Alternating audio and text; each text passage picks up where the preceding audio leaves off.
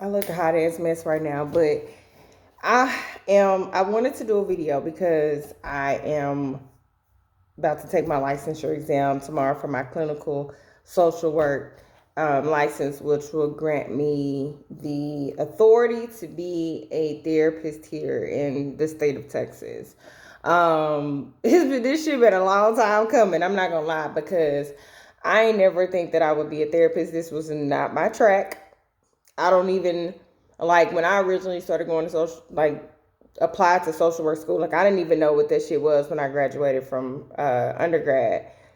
I mean, I thought I was gonna walk out making 50K, and that was not the case. And so, um, I was working at a drug rehab in Dallas for teenagers, and I was like, damn, when do this shit start? Like, I was working with middle school kids at an after school program, and so you saw a lot of the at risk, the risk factors that these children kind of face. But for the most part, like they were protected. Their protective factor was the school, was the program.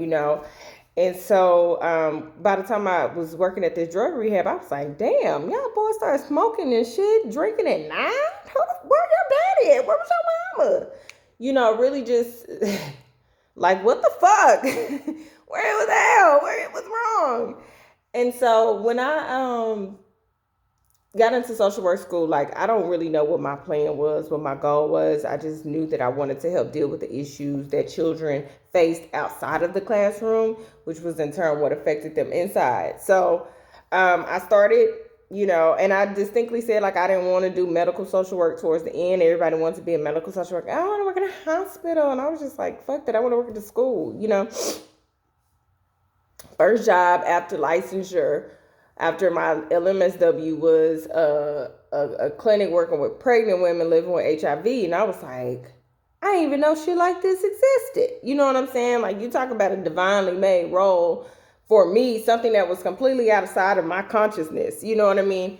And here you are having me work with this population of women. And when I tell you that role was probably one of the best roles I could have had straight out of school, it taught me so much. It taught me about the connection, the relationship, like culture, just the mindset with abuse and your children, all of those different, it taught me so fucking much. And I was like, oh, man, like when I'm talking to them about therapy, trying to arrange services, motherfuckers is like, therapist?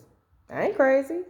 And I'm like, damn. So I decided to pursue this because I needed to fill a void in the community, and I always have had this ability to relate and be very sophisticated, in which I am.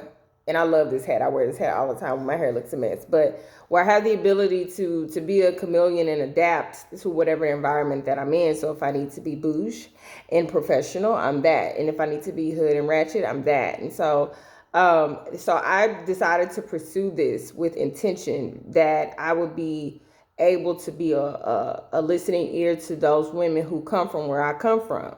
You know what I'm saying? South Dallas, Oak Cliff, Pleasant Grove. You know what I'm saying? People shot through my house and almost shot me in the head when I was 7, 8 years old. You know what I mean? Like, we lived in the fucking hood in Pleasant Grove. And so, I, when my safety was in question, my mom stepped the fuck up and did what she had to do. She moved us up out the hood to the suburbs, you know what I'm saying? Commuted us back and forth to work and school every day, just doing what she had to do.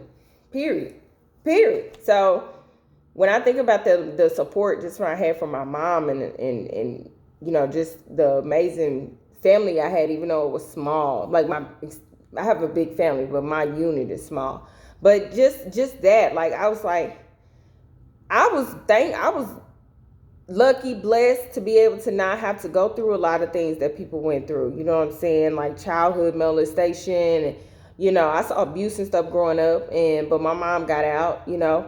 I saw the effects of it emotionally and mentally. I saw the effects of it. I still do. But I was like, I have to do something. And 2017, I was deciding to dip up out of Houston. I wanted to move to DC. I felt like it was going to be opportunity up there. I love the vibe. I love the energy. And so when I left, when I was in the process of deciding, I was leaning more towards going, Hurricane Harvey happened, shook the whole city, so I decided to stay. I decided that was the best thing for me to do. So I bought a house, started looking, bought a house in a month and a half after Harvey, almost 2 months. And I'm here. You know what I'm saying? That's where I've been at for the last 2 years. I recently just moved employers and stuff, switched to employers, but I'm still working with pregnant women, which is what I want to do, at least professionally. You know what I'm saying? I found a niche that I enjoy. And it has shown me and taught me a lot about life and the creation of life. And so I've learned, reprogram myself in many ways to think from a metaphysical standpoint. And I use the conception, birthing, pregnancy process as my muse, as my sort of my inspiration. So basically, this is bigger than me. You know what I'm saying? Like, I honestly feel like I have been guided and directed to be in this position. And though I haven't experienced a whole lot, I definitely have a level of empathy that I feel like I've learned to develop and that I have naturally. I'm happy. Like, I've been thinking all day today, like, I'm happy. I'm genuinely happy right now with the way that my life is. And I know that greater is to come.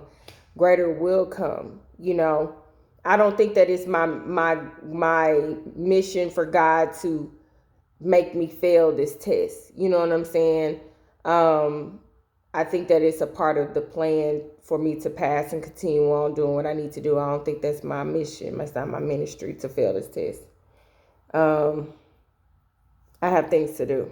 You know what I'm saying? I have things to do.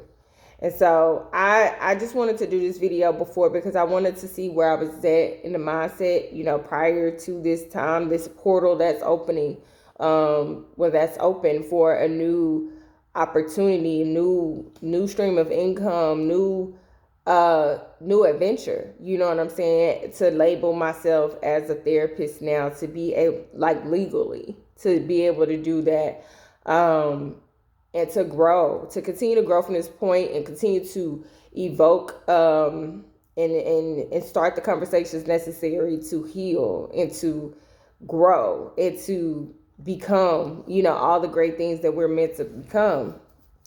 So I'm thankful.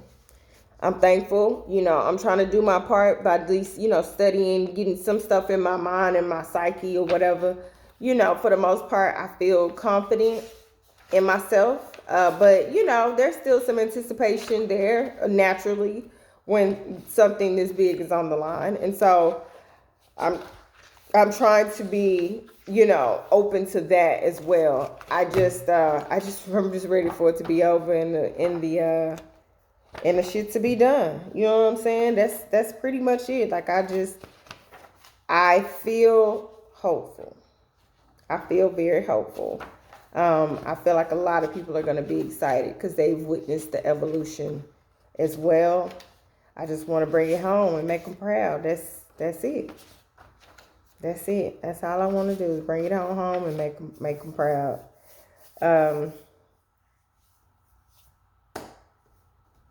What do you do? You do what you can. You do what you can, and you make it count. You know what I'm saying? Like, you make the shit count. And that's what I'm trying to do. I thank God for the journey. And I thank not just my niece the journey, but the journey of this process. And my hope is that I will continue to do great things. That's my hope. That the Lord will see fit that I have more time on this earth to be able to do great things. So that's all, y'all. Wish me luck. Y'all will hopefully see this on the other side of Brittany Flournoy LCSW. And I'm grateful for the journey. Thank y'all for tuning in.